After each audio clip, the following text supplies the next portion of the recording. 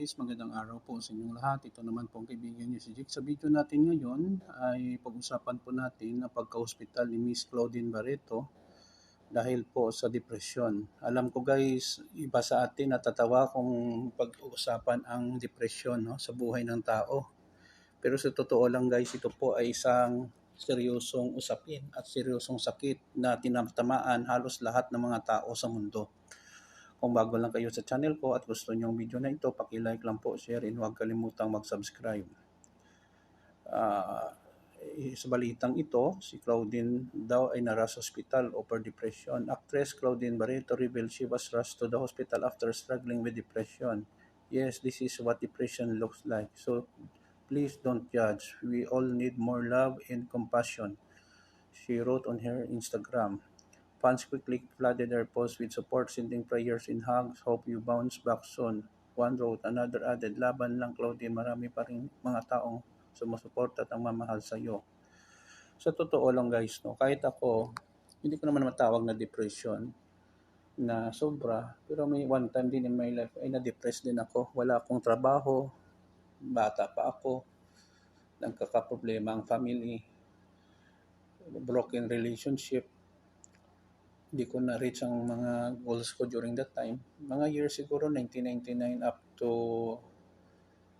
2005.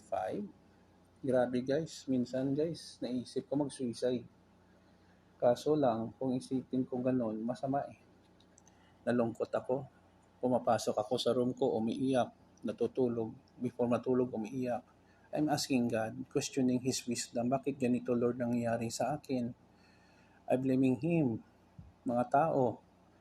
Siguro kasi bata ako at hindi ko nakita ang bigger picture na pinapakita ng Panginoon during the time sa akin na Jake, huwag kang mawala ng pag-asa, just do your best.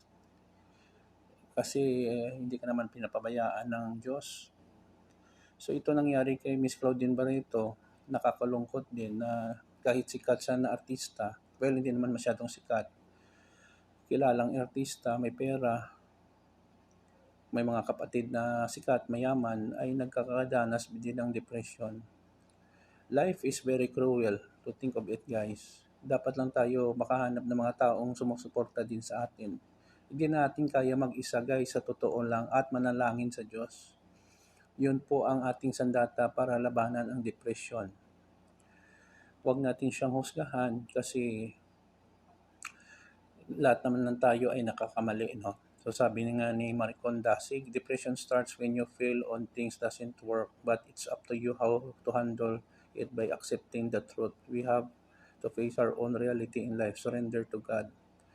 Sad for many famous people trying to please everyone, trying to meet the expectations. Solutions, better to have a retreat for a while, be alone and rest in the presence of the one, the Prince of Peace. In Him is pure joy. I mean every situation. In the presence of God, through Jesus, in the power of the Holy Spirit, we can have rest and comfort, joy, and peace. Amen. You need God in your life. If you have God, you have everything. Depression has no room for those people who have God in life. A heavy heart for Claudine, but no, you're not alone. Heavy weights can hold you down for long. You're a fighter. God bless you, Claudine. You may find peace and healing in the days ahead, sending a lots of love. Prayers for fast recovery. You may find peace and happiness around you.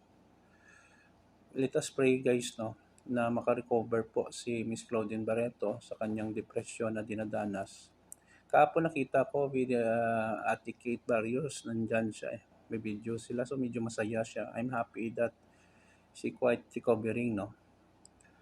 So, yun lang po guys. Paki-like lang po, share, and huwag kalimutan mag-subscribe.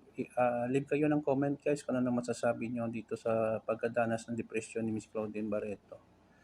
I love you all. Ingat po tayo lagi. Kita-kita po tayo sa sunod na video. Ito naman po ang kaibigan nyo si Jay Pomperada from the Philippines. Bye-bye for now. Ay.